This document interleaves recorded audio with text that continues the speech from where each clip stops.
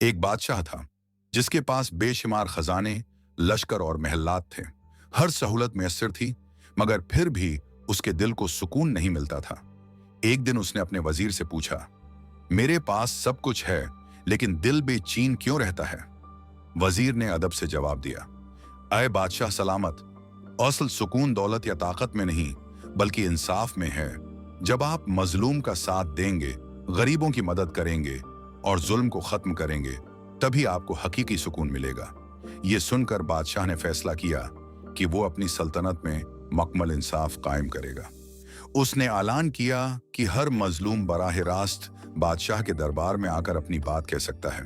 चंद ही दिनों में जुल्म खत्म होने लगा, लोग खुशहाल हो गए और शहर अमन और सुकून का गहवारा बन गया।